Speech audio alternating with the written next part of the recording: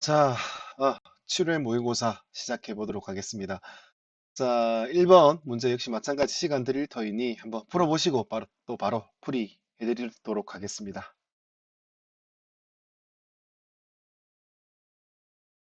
크게 어렵지 않게 답을 고를 수 있는 문제다, 그죠?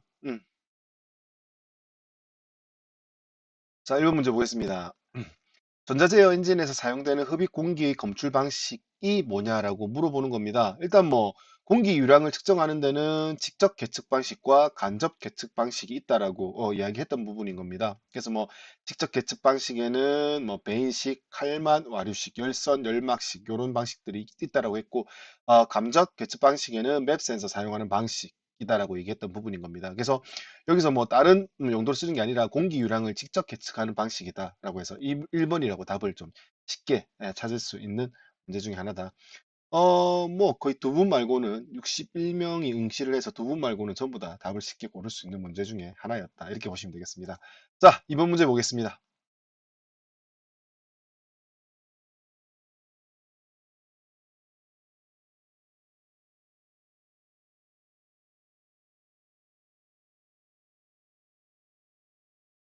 자, 앞 엔진 뒷구동이죠. 그러니까 FR 방식이다. 그죠? 화물차에서 주로 많이 사용되는 FR 자동차용 자동 변속기에 사용되고 있는 어큐뮬레이터의 역할을 바르게 설명한 것이 뭐냐라고 물어보는 겁니다. 일단 뭐 FR용 변속기 같은 경우는 둥근 형상보다는 저 확성기 깔때기처럼 좀 이렇게 길게 생겼다고 보시면 되죠. 그 이유는 이제 앞에서 만들어진 동력을 어차피 뒤로 보내야 되고 추진축 길이를 좀 짧게 가져가기 위해서 변속기를 좀 길게 만드는 성향이 좀 있다라고 했죠. 그래서 엔진을 세로로 놓고 좀 길게 설계를 한다라고 보시면 되고, 거기에 이제 후륜구동 같은 경우가 전륜구동 같은 경우보다 그러니까 FR이 FF보다 제조할 때 그 가격이 더 비싸다고 했어요. 당연히 부품도 많이 들어가고 좀 좋게 고가로 만들어진 경우가 많기 때문에 어큐뮬레이터가 일부 이제 들어가는 변속기들이 있다라는 겁니다. 뭐 현재는 뭐 FF 방식에도 워낙 차들을 잘 만들기 때문에 뭐 변속기도 마찬가지고요. 어큐뮬레이터가 들어가는데 이 이제 어큐뮬레이터 자체의 우리말 뜻을 우리 이제 기본서 할 때 이야기를 들어보셨을 겁니다. 이제 축압기라고 표현을 하는 겁니다. 음. 이 축압기를 이제 우리 정확하게 어디에서 이제 얘기를 했었냐면은 우리 ABS 배울 때 ABS 모듈레이터 내부에 저압 어큐뮬레이터와 고압 어큐뮬레이터 기억을 하실 겁니다. 그래서 그 저압 어큐뮬레이터와 고압 어큐뮬레이터가 하는 역할은 뭐 우리 얘기를 했었잖아요. 유체를 순간적으로 저장하는 역할 혹은 또 완충시켜주는 역할을 하게 된다라는 부분인 거고요. 당연히 자동 변속기 내에서도 변속할 때 유성기어를 작동시키기 위한 클러치, 브레이크 등을 작동시킬 때 중간에 이제 이런 완충 역할을 해줄 수 있는 추갑기 어큐뮬레이터 등이 들어갔을 때 훨씬 더 부드럽게 이렇게 변속이 가능하다는 개념으로 이해를 해두시면 되겠습니다. 그래서 음, 문제의 답은 뭐 다른 내용으로 보실 게 아니라 브레이크 또는 클러치 작동 시, 그러니까 유성기어를 작동시키기 위한 브레이크나 클러치 작동 시 변속 충격을 흡수하기 위해서 사용을 한다. 이렇게 답을 선택을 하시면 되겠죠. 그래서 2번을 선택하시면 되겠습니다. 나머지 뭐 변속이라고 하는 개념 시프트 할 때 뭐 사용되는 개념은 아니니까 1번과 3번은 답이 안 될 테고요. 그리고 이제 뭐 3번 브레이크, 4번 선제 3번 브레이크 같은 경우는 일단 뭐 상관은 없어요. 뭐 브레이크를 사용할 때 뭐 어큐뮬레이터를 쓸 수도 있다. 그래서 메이크마다 이제 전부 다 뭐 몇 번 브레이크, 몇 번 브레이크 그 사용 용도는 다르지만 뭐 뒷부분은 괜찮다 치더라도 그 앞에 선지가 뭐라고 돼 있냐면은 PRD라고 표현이 돼 있어요. 그래서 P 때문에 답이 안 되는 거예요. 뭐 어차피 어큐뮬레이터 사용 용도는 뭐 D 레인지나 뭐 R 레인지 둘 다 사용될 수 있지만 중요한 건 P 레인지에서는 어큐뮬레이터를 유압이 직접적으로 클러치나 브레이크 쪽으로 흐르지 않기 때문에 4번 선지에서는 앞부분 P라고 하는 표현 때문에 답이 안 된다. 이렇게 이해를 하시면 되겠습니다. 그래서 답을 1번으로 고르시면 되겠죠. 자, 그 다음에 3번 문제. 시간 드릴 터이니 한번 풀어보시죠.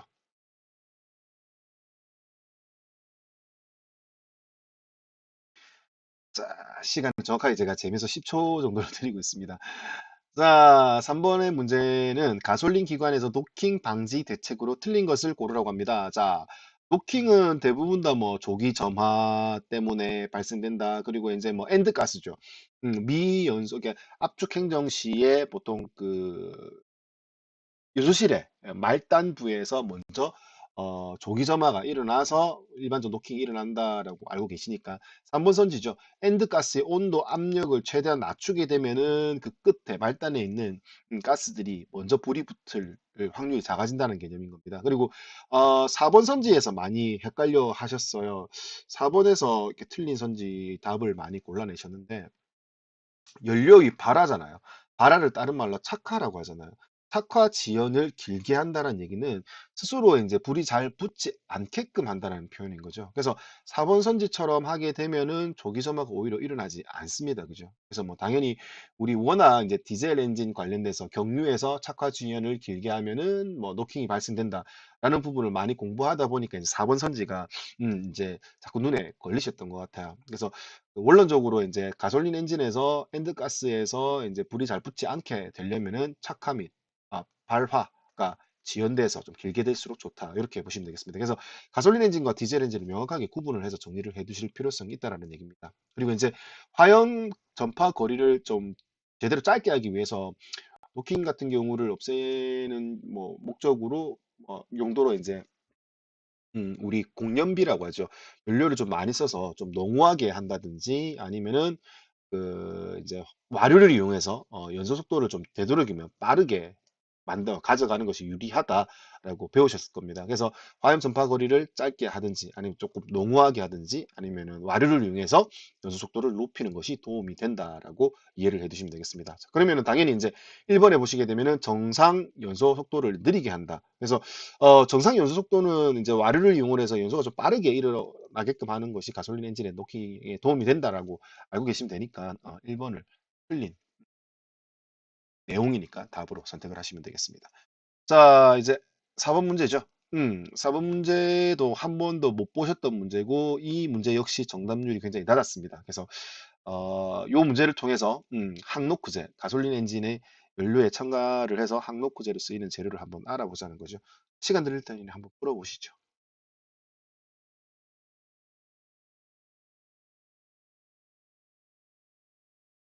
자, 됐습니다.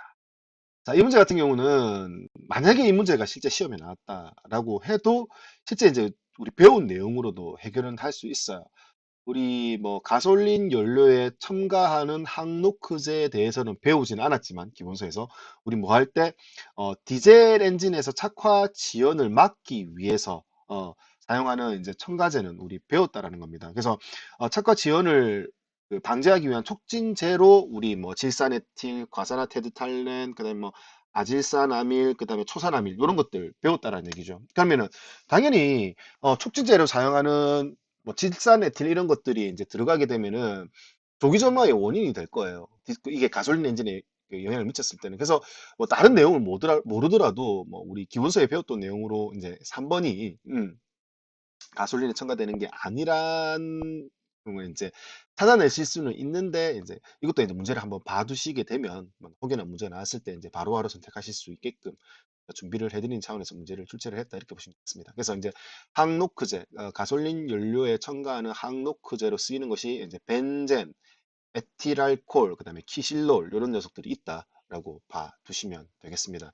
이 같은 경우는 이제 뭐 착화가 이제 잘 스스로 잘 되지 않게끔 도와주는 역할을 한다 이렇게 정리를 해서 간한 내용을 좀 기억을 해두시면 되겠죠. 뭐 본인 편한 대로 노킹 편에 정리를 해두셔도 되고 아니면은 이제 디젤 엔진에서 지금 뭐 방금 설명드렸던 거 착화 지연제 정리하면서 같이 정리를 해두셔도 되고요. 본인 편한데 기본서에 정리를 좀 해두시면 좋을 것 같습니다. 자, 5번 문제 역시 마찬가지 시간 드릴 터이니 한번 풀어보시죠.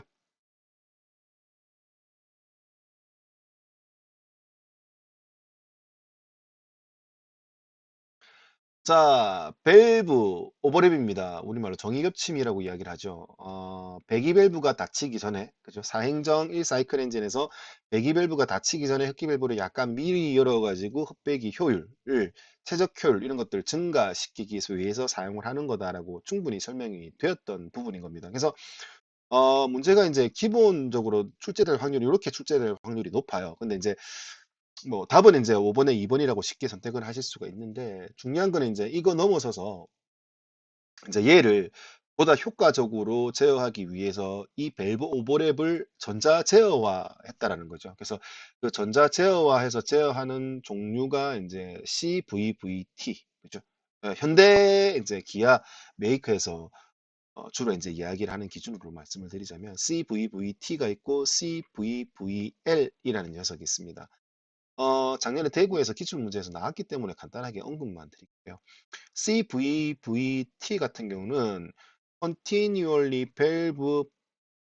continually variable valve timing이라고 해서요.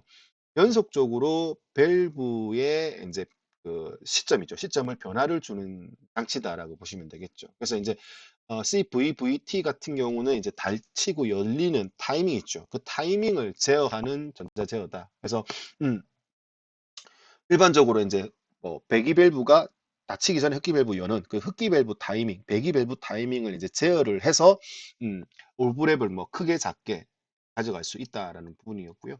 당연히 뭐 부하 안 받는 저속에서는 밸브 오버랩을 거의 주지 않는다라는 개념인 거죠. 그래서 공전시나 이럴 때는 최대한 배기 밸브가 닫히고 나서 흡기 밸브가 열리게 하고요. 그리고 속도가 좀 올라가면 그리고 또 부하를 많이 받으면은 이제 연료가 좀 많이 필요할 거니까 흡기 밸브를 조금 미리 열어가지고 이제 연료를 좀 미리 공급해 주는 게 농후한 공정비를 만들어내기 좋다라는 개념인 거죠. 그래서 부하가 좀 커진다. 이 부하의 양에 따라서 고부하로 가면 갈수록 밸브 오버랩을 좀 더 크게 제어할 수 있는 시스템이다. 그 타이밍을 제어하는 것이 CVVT라고 보시면 될 것이고요. 그다음에 CVVL은 이제 그 끝에 쓰는 L이 이제 양정이에요. 리프트의 약어입니다. 그래서 얘 같은 경우는 물론 뭐 앞에서 언급했던 CVVT의 기능도 다 포함하고요. 근데 L이라고 하는 그 밸브의 열림 양입니다. 그래서 그 리프팅까지 같이 제어할 수 있다라는 겁니다. 그러면 밸브의 열림 양을 양정을 제어하게 되니까 타이밍과 별개로 이제 훨씬 더 정밀하게 제어가 가능하다라는 얘기입니다. 넓은 의미에서도 제어를 할 수 있고요. 그래서 그 밸브의 양정을 제어하는 시스템을 CVVL이라고 표현을 하는 겁니다. 그래서 대구에서 기출 문제로 CVVL의 정확한 용어, 그러니까 양정을 제어를 해서 밸브 오버랩을 제어하는 시스템이 뭐냐라고 물어본 내용이었거든요. 그게 끝에 이제 정확하게 복원을 해보니까 이제 그 내용이더라고요. 그래서 이제 선제 중에 CVVT도 있었거든요. 그래서 결과적으로 답은 뭐다? CVVL이 답이 된 거였었습니다. 그 L이 이제 리프트, 양정이라고 하는 표현에서 답으로 선택이 되었다는 부분인 거니까 그 부분까지도 같이 좀 정리를 잘 해두시면 뭐 대구에서 혹여나 뭐 난이도 높은 문제로 나왔기 때문에 이게 또 나올 확률은 많지는 않지만 뭐 정리 차원에서 말씀을 드렸습니다. 그래서 그렇게 한번 해두시면 좋을 것 같아요. 자, 이제 6번입니다. 역시 시간 한 10초 정도 드릴 테니까 한번 풀어보시죠. 네.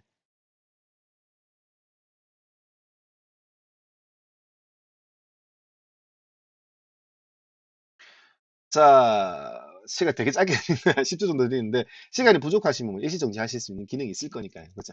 자, 6번 문제부터 보도록 하겠습니다. 자, 디스크 브레이크 특징이 아닌 것이 뭐냐라고 물어보는 거예요. 자, 디스크 브레이크이기 때문에 배력 작용이 없어요. 그러니까 자기 작동이라고 봐야 돼. 자기 배력 작용이기 때문에, 자기 작동을 할 수 있는 슈를 리딩 슈, 그다음에 자기 작동이 없는 슈를 트레일링 슈라고 이야기를 한댔죠.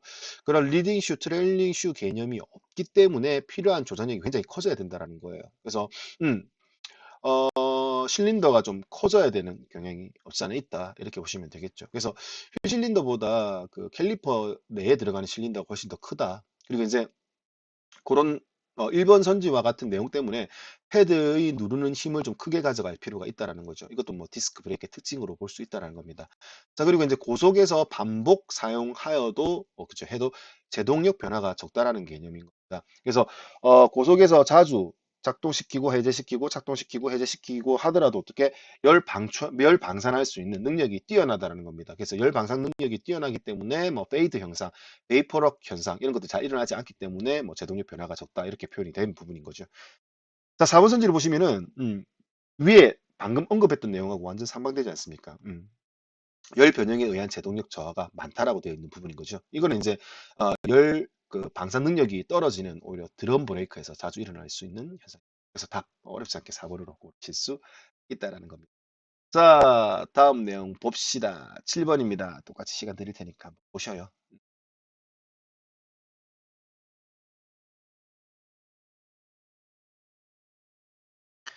뭐 7번 문제도 많이 접해 보셨을 만한 문제죠. 이것도 뭐 자주 나올 수 있는 문제고. 예. 그래서 일제 차축과 독립 차축의 현가 방식이 완전 다르다고 했고요. 일제 차축에서 주로 많이 쓰이는 그 현가 방식에 사용하는 스프링이 이제 판 스프링이라고 얘기를 했어요. 그래서 판 스프링 같은 경우는 여러 개의 판을 덧대서 밴딩된 판을 여러 개의 판을 덧대서 만든 거기 때문에 강성이 굉장히 크다라고 했어요. 그래서 큰 무게를 잘 지지할 수 있다라는 개념으로 이해하시면 된댔죠. 그렇기 때문에 선회할 때 차체의 기울기가 적어요. 왜 좌우 받치는 그 스프링의 그 강성이 워낙 뛰어나기 때문에요. 근데 이제 작은 진동 이런 것들은 자 그리고 스프링 위 스프링 아래죠. 스프링 아래 이제 질량이 크기 때문에 이제 축 자체가 무겁잖아요. 그래서 승차감이 좋지 못하다라는 부분이었습니다. 그다음에 이제 구조가 간단하죠. 왜 판과 판 사이의 간섭에 의해서 스스로 이제 감쇄 역할을 할 수 있다라는 겁니다. 그렇기 때문에 굳이 쇼급 쇼버라든지 기타 뭐 감쇄력을 제어하기 위한 뭐 부수적인 장치가 붙지 않아도 된다. 그런 부분에서 오히려 구조가 간단하다라고 표현이 된 거죠. 자, 로드홀딩이 우수하다. 좌측 우측이 묶여 있어요. 일체 차축이기 때문에. 그래서 도로에 이제 바퀴를 딱 붙여가지고 주행하는 성능이죠. 그래서 그 로드홀딩 같은 경우는 독립이죠. 바퀴 하나하나 제어하는 게 훨씬 더 우수하다는 거죠. 그래서 독립 차축 경과 방식이 로드홀딩이 우수하다라고 볼 수 있습니다. 그렇기 때문에 7번의 답은 일체식 차축에 대한 이제 특징이 아닌 것을 고르라고 했기 때문에 4번을 답으로 선택하시면 되겠어요. 4번 요거는 말 그대로 일제 차축에 대해서 물어봤고 뭐 이거에 대해서는 뭐 말씀드린 것처럼 독립 차축 현가 방식의 특징이라고 볼 수 있기 어렵습니다. 자, 8번 한번 보시죠. 8번 문제도.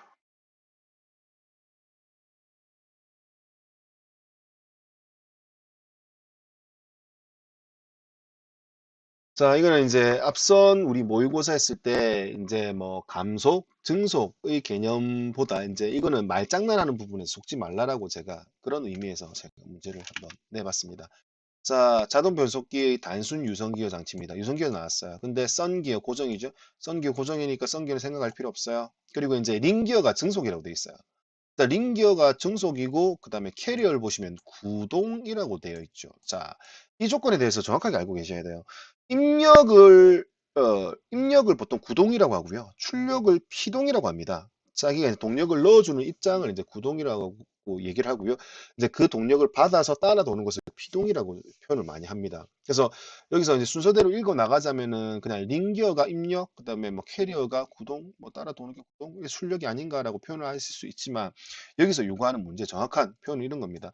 캐리어가 구동이기 때문에 캐리어를 뭘로 입력기어 인수로 봐야 된다는 겁니다. 그렇기 때문에 캐리어의 상당 인수라는 개념이죠. 그래서 그 입력기어 인수는 링기어 인수 더하기 썬기어 인수가 되는 거죠. 그래서 80 더하기 20 하면 100이 되는 겁니다. 입력기어 인수가 돼야 되니까.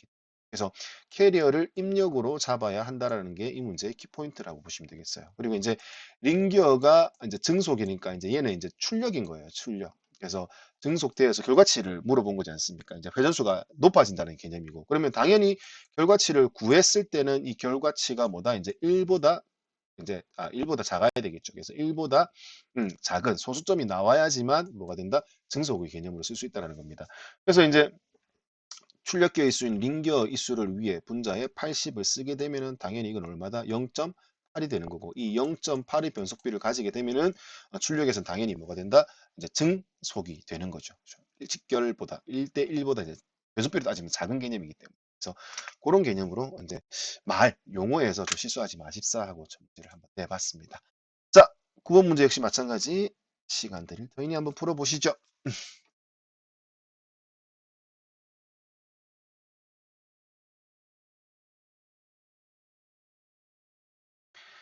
자, 점화 플러그의 자기 청정 온도에 관련된 질문입니다. 자, 점화 플러그의 자기 청정 온도는 450에서 한 600도 된다라고 얘기를 했었죠. 그래서 전기 파트에서 점화 장치에서 가장 좀 흔하게 나올 수 있는 문제 중에 하나다라고 보시면 되겠습니다.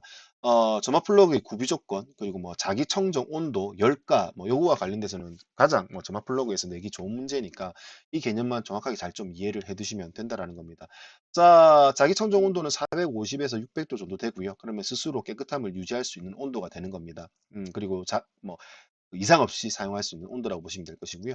그다음에 450도 아래쪽에서 저온에서 유지가 되었을 때는 이제 그 저온으로 인한 이물질이 낄 수 있다는 겁니다. 카본, 최 다 타지 않고요. 그래서 오손이라고 얘기하죠. 오염돼서 손상될 수 있고 그 오염돼서 손상된 결과 중심 전극과 접지 전극 사이 간극을 제대로 유지하지 못해가지고 불꽃이 만들어지지 않는 실화 현상이 일어날 수 있다. 이렇게 같이 정리를 해두시면 될 것 같고요. 자, 그다음에 600도 이상 고온에서 뭐 700도, 800도 뭐 이상의 고온에서는 이제 조기점화가 일어날 수 있다라는 거죠. 높은 온도로 유지되다 보니까 이제 중간중간 열점의 역할을 할 수 있는 녀석들이 생겨가지고 이제 조기점화가 일어날 수 있다라는 겁니다. 그래서 그 자기 청정 온도도 아셔야 할 것이고 그거보다 낮았을 때, 그거보다 높았을 때 어떤 증상이 일어나는 부분까지도 같이 정리를 해두시면 좋겠어 문제를 냈습니다. 자, 10번 문제입니다. 역시 시간 드릴 터이니 한번 풀어보시죠.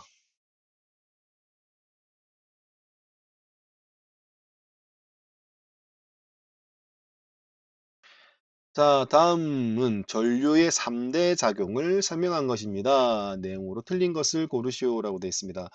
우리 뭐 전기 파트 부분을 배우셨습니다. 그래서 전기에서 제일 중요한 것이 전압. 그 전압의 차이에 의해서 전기가 흘러가는 것을 전류. 그죠? 그리고 이제 그 전류를 잘 흐르지 못하게 하는 것을 저항이라고 얘기했죠. 그래서 전압, 전류, 저항 그 세 개의 상관관계에 대해서 얘기한 사람이 누구다? 옴. 그래서 옴의 법칙에 대해서 이야기를 했었습니다. 그죠? 그래서 그거 얘기하면서 이제 전류 얘기를 할 때 전류의 3대 작용 중요하다라고 우리 뭐 기본서에도 나와 있고 한번 언급을 해드렸습니다. 일단 전류의 3대 작용은 뭐다? 발열, 화학, 자기작용이라는 거죠. 그래서 발열 작용에 관련된 이야기가 있죠. 전구와 같이 열 에너지로 인해 발열하는 작용을 한다. 1번은 발열 작용에 대한 설명이고요.